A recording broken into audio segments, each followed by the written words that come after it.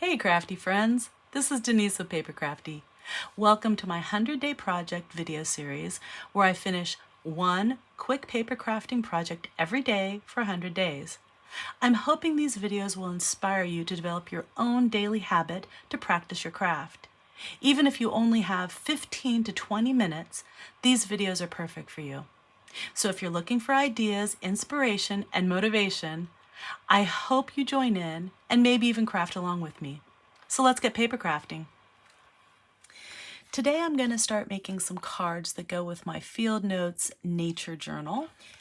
And if you remember, we're using repetition to create cohesiveness amongst a series of cards. Now, I don't know exactly how many cards I'm going to make in this series, but you'll get the idea by the end of this. So, all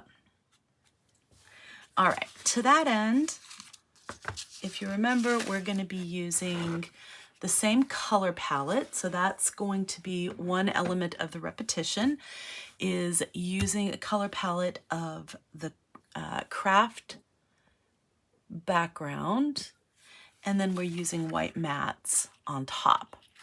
Now, one of the other elements of repetition for this series is using a drip pattern. And this adds both a repetition of color, this darker brown and the light blue, as well as the pattern of it dripping. Okay, so that is I'm gonna use this mat to just go right on top of this like this. I really love this background card because it has like a faux stitching effect right there. I think that's really cool looking. Okay, so on top of that, I am going to be using this die cut, which I think is absolutely gorgeous. And I think I'm just going to lay it right over the top, kind of like that. I want most of this flower to be showing, so you'll have, you'll be able to see the drip. It kind of peeks through. It gives you that a sense of depth. So I think that's really cool looking. So I'm going to go ahead and adhere that to the top of this mat. Okay. So I'm just going to go over the top of everything.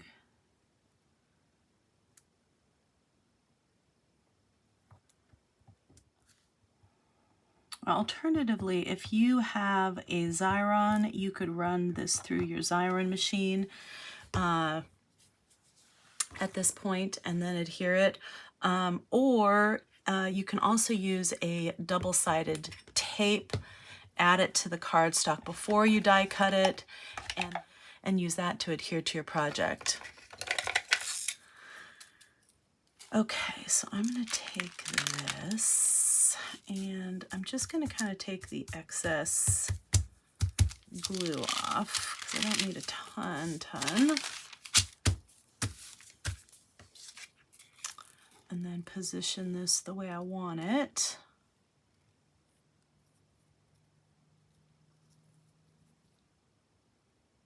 Okay, yeah, I'm pretty happy with that. That side's clean, so that's good. I'm gonna burnish that down.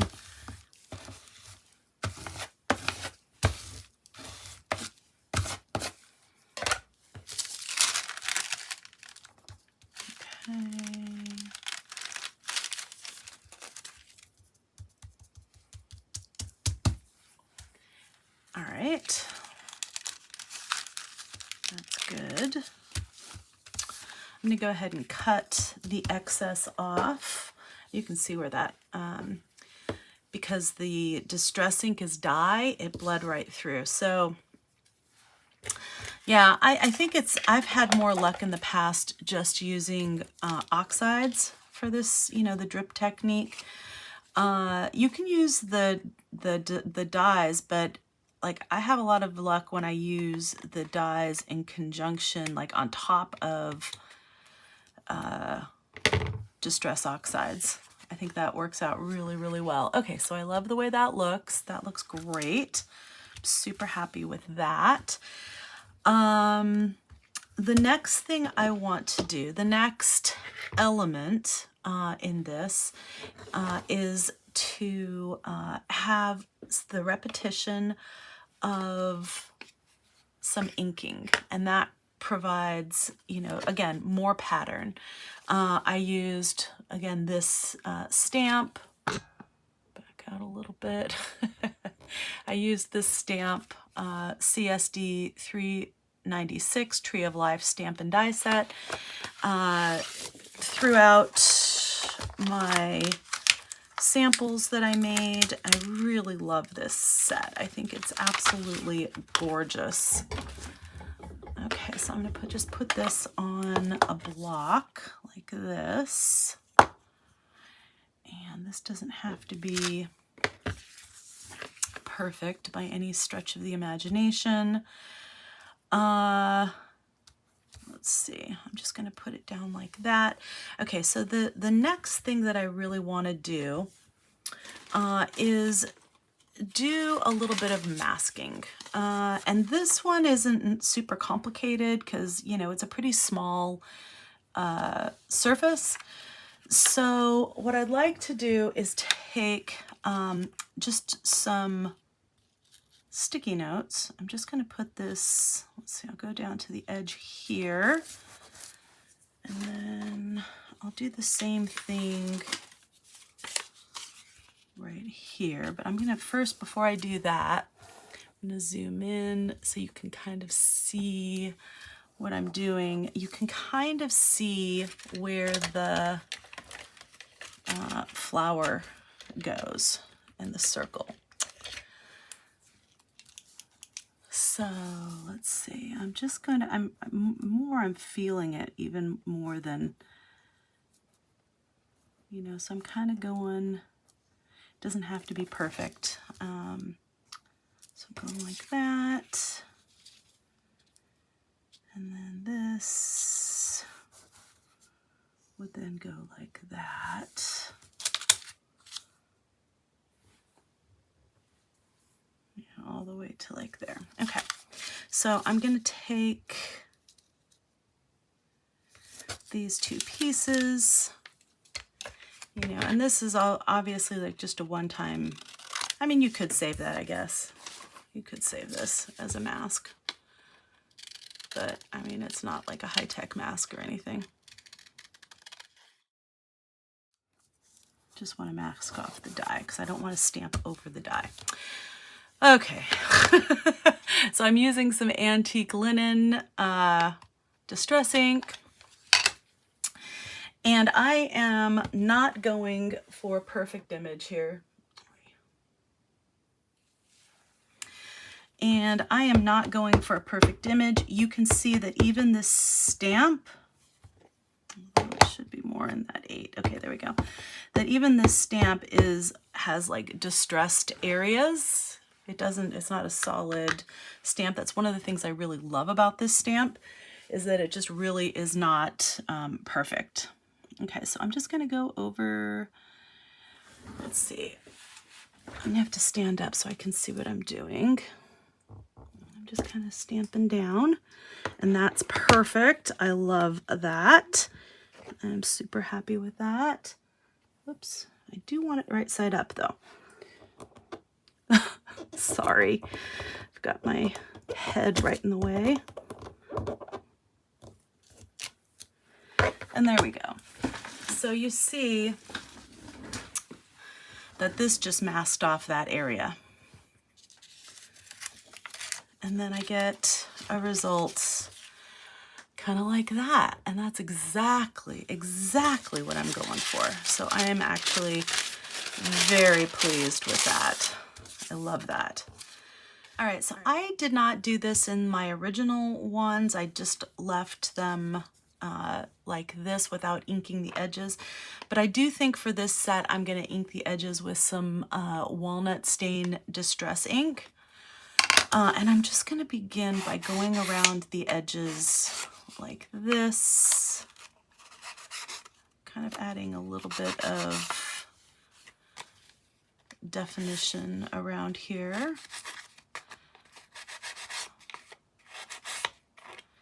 And that kind of draws in that little kind of weird area where it got a little, or just got a little weird. All right, so I'm just using the side of the ink pad, you know, this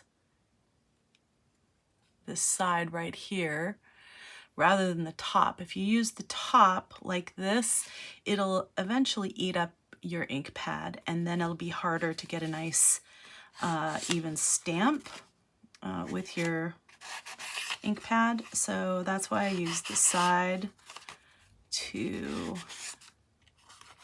ink all the edges like this.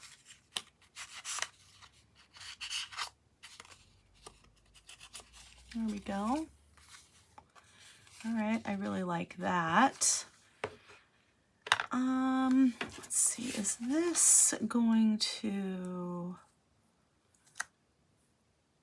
yeah, that's not, I don't think that's going to go over the hole, so I can probably just leave that little piece of the flower where it is. I don't think that's going to hurt anything.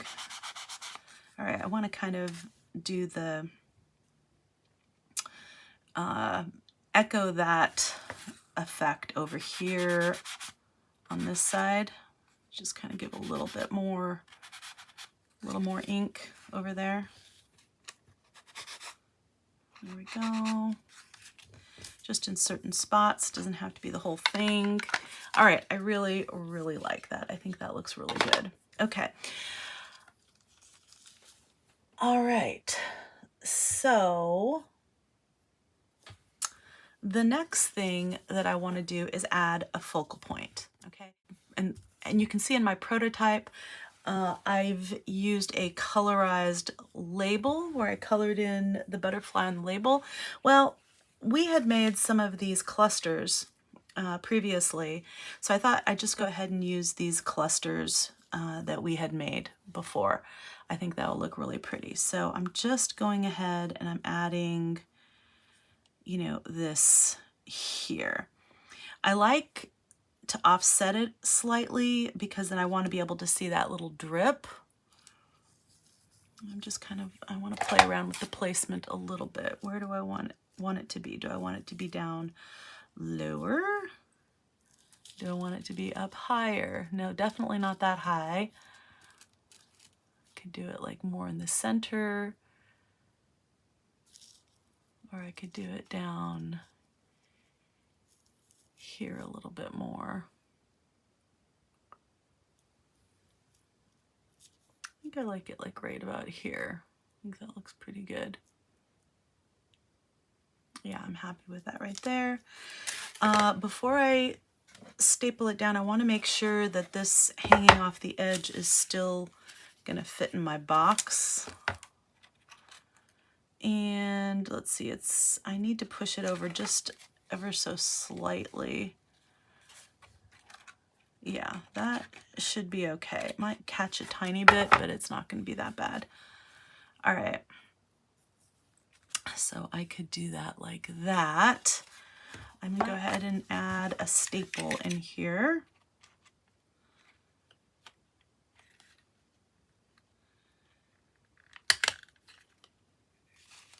There we go. So that's nice and secure. Okay. So we're pretty much done except for adding the mat, which looks awesome. Before I add the mat, I want to add room for journaling on the back. And what I want to do here, let's see, this is the insides in here. Okay. What I want to do in here, this is a clean side. I had the idea to do something a little different for journaling. I thought this would be kind of fun. I want to take some of these minis. So these are just very, very small word stamps. This is CS 383. This is Elizabeth Craft Design stamp set. And all I want to do is just add some of these to this. So let's see. I want to add maybe documented and how about captured.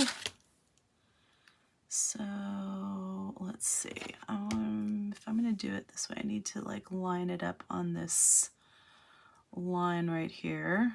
So captured. I want to use these. They've got these numbers.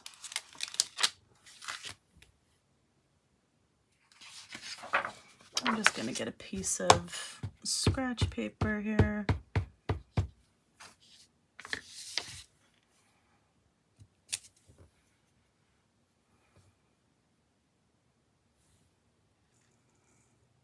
That's upside down. All right. So,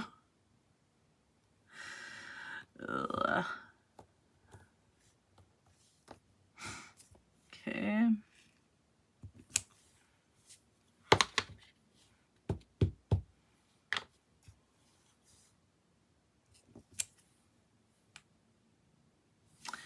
All right, the whole thing's upside down now.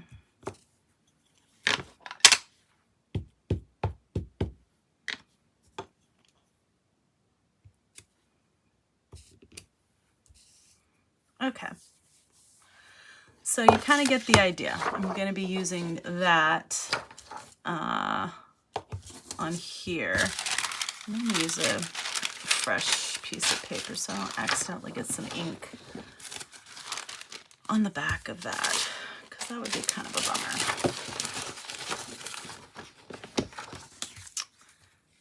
All right, so this is the front. You can see where it has all the faux stitching. And I'm just going to be doing this on the back.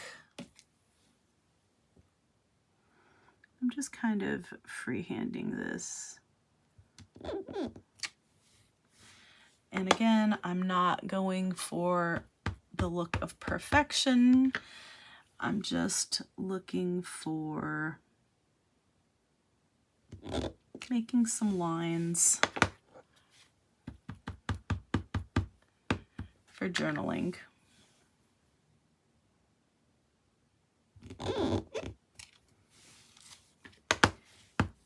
For me, I have more luck journaling when I have some lines. And they don't have to be perfectly even or even perfectly straight, but I'm kind of alternating to the left and then a little bit more to the right. I'm not going totally to the left or totally to the right. I'm just kind of,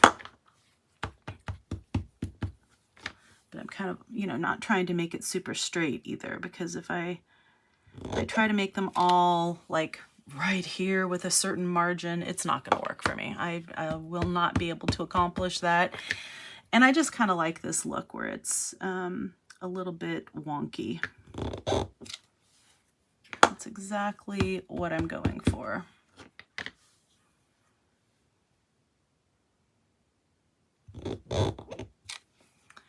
There we go. So you see, you have this kind of cool area for journaling. You know, these are just lines that you can use to journal on top of. So that's kind of a fun little thing. And it doesn't really matter what they say, although, you know, it's nice if it kind of somewhat matches the theme of your journal. I'm gonna let this dry and I'll be back. So the last thing that I want to do is just add a little bit of some of this sari silk. In the prototype, you see I have this behind here, kind of like that. And you can see that cream color ties in with the ink. It looks really pretty together. The question is, do I want to follow the prototype or do I want to add it like here, like that? And then I lose that ridge all the way around. Yeah, I think I just want to add it behind. So I'm going to go ahead and glue this down.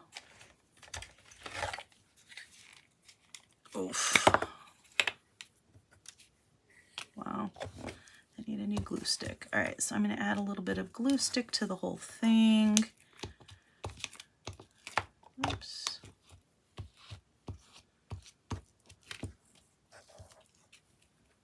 I'm trying not to move it too much. And then I'm going to add a little art glitter glue just to the edges, just to make sure that the edges stick.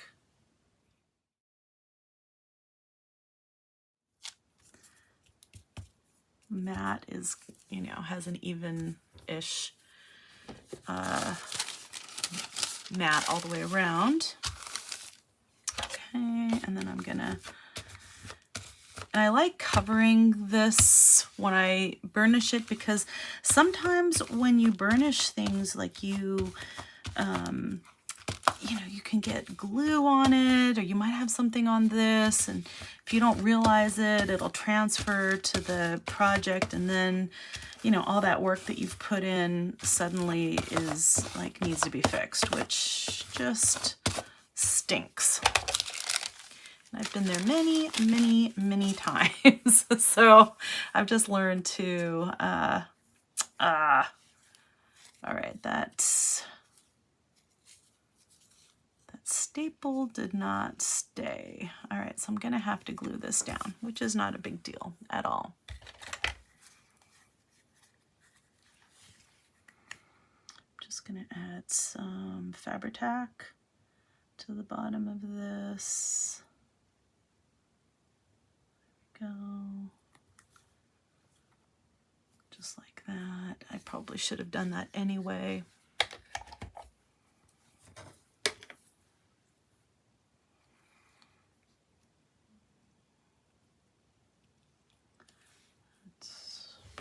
Like that, right? Is that where we had it? Yeah. There, which is super pretty. I love that. Okay, and then to adhere this, I like that like kind of little fold thing going on there. So I'm just going to take a little bit of glue stick and apply it directly to this side back here. And I don't want a bunch. I just want a little bit, just enough to hold it so I can take it to my sewing machine and do a little stitching on top. I don't think I did that in the prototype, but I am doing it for this one, so. All right. Let's see, how much do I want on there? Do I want that much? Do I want it over more?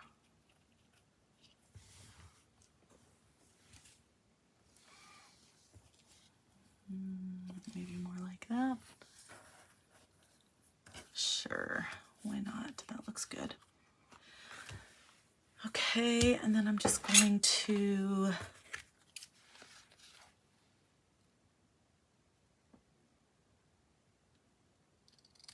cut that, and then I'm going to fray this a little bit. I can do that a little bit more once I've sewn it down. If I do it too much right now, I'm afraid it's gonna fall off. I could go right up to the edge, but I kind of like the little frayed look. Okay, I'm gonna let that dry. I'm gonna take it to my sewing machine and I'll be right back. Okay, so this is what it looks like at the end. And I just did a little stitching along here, and that just anchors the fabric there, the sari silk, and adds a little bit more texture. And I'm never gonna claim to be a professional seamstress or anything, but you don't need to be to, you know, sew on your projects. I mean, just, it's best to just get over that fear if you do have it. This is just about having fun. It's not about perfection. It's just about, you know, experimenting, adding a little texture, and it'll, you know, having a good time. So anyhow, you can see the elements that we're going to be repeating in this through this card series. I'm using a craft card. I'm using the white mat. We've got the brown and the blue drips. In this case, you only see the brown drip, but you know, you kind of get the hint of that. I like the way the blue kind of seems to almost flow into the butterfly, and you get those blue elements right here that kind of flow into a darker color over here, and you have all these, you know, different variegated colors, which is it's so beautiful. Because this deviates from the regular color palette, you can see right away this is meant to be the focal point, right? There's no doubt that this is the focal point. We've provided some pattern with this really beautiful floral here, and some stamping, and we have used, again, the texture with the fabric or trim and some stitching, you know, and all of this adds texture as well, you know, all the little splatters and stuff like that, and the fact that this is a kind of a grungy looking stamp. You can see how it doesn't stamp perfectly. It's very grungy looking, so that adds a lot of texture and depth to this. You know, we inked the edges. That adds another layer of texture and dimension. There's, again, some more trim here. You can see where there are rectangles, and, you know, another rectangle. It's a square is a type of rectangle. So we've got the rectangle shape here, the rectangle shape here. This will be repeated throughout this project, and then like a circular pattern here. So and then another rectangle here. So there's 2 squares, 2 rectangles, and a circle. Okay, so these are shapes that will be repeated throughout this series of cards. Not exactly these shapes, you know, the same die cuts or the same, you know, pieces, but we'll be repeating circles and rectangles. So that's kind of another cue that these kind of go together and they belong. Okay. So this is my project for today, the card for today. I'm pretty happy with the way this turned out. I really love it. I love that we made this cluster earlier in this 100-day project, and now we're using it. And it's going to go right into my planner card box in a place of honor. And I really love the way this brown here really draws out the brown on the front of this planner card box. I'm loving that. I think it looks fabulous. So I hope you like it too. I hope you enjoyed today's video and that you found some ideas and inspiration to develop your own daily habit and to practice your craft. That is, after all, what the 100-Day Project is all about, that we inspire each other, that we build community, and that we just really get motivated to express ourselves creatively. If you enjoyed today's video, please give this a thumbs up, leave me a comment. I really would love to hear what you're doing and what your plans are for the 100-Day Project, or if you're just enjoying watching everybody's videos, that's okay too. And if you haven't yet subscribed and you enjoy this kind of content, I hope that you do so and that you share my channel with your friends. I will continue posting videos for this 100-Day Project if I get community involvement and people seem to be enjoying these videos.